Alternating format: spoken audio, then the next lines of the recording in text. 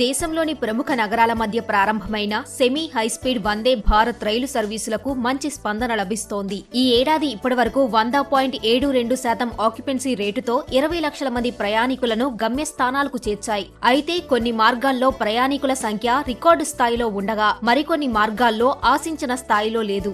3 మార్గాల్లో occupancy rate తక్కువగా ఉండగా 5 ఎక్కువగా ఉంది. 2019లో తొలి వందే భారత్ ఎక్స్ప్రెస్ రైలు పట్టాలు ఎక్కగా ఈ నెల 10న మరో 2 సర్వీసులను రైల్వే శాఖ ప్రారంభించింది. ప్రస్తుతం వివిధ నగరాల మధ్య మొత్తం 10 సర్వీసులు తిరుగుతున్నాయి. అయితే ఇటీవల మొదలైన 2 వందే భారత్ ఎక్స్ప్రెస్ రైళ్లలో ప్రయాణించిన వారి గణాంకాలను రైల్వే శాఖ వెల్లడించలేదు.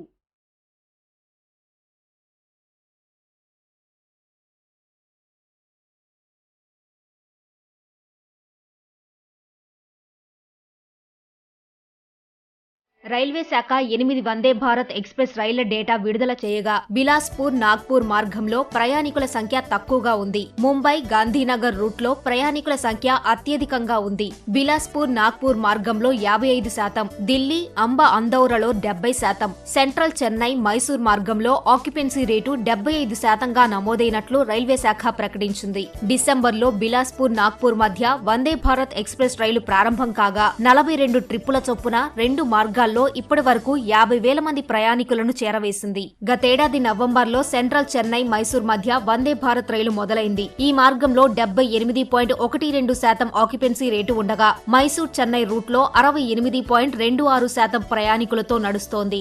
రెండు వైపులా 68 ట్రిప్పుల చొప్పున ప్రయాణించిన సెమీ హైస్పీడ్ రైలు ఇప్పటి వరకు 1,80,000 మంది ప్రయాణికులను చేరవేసింది.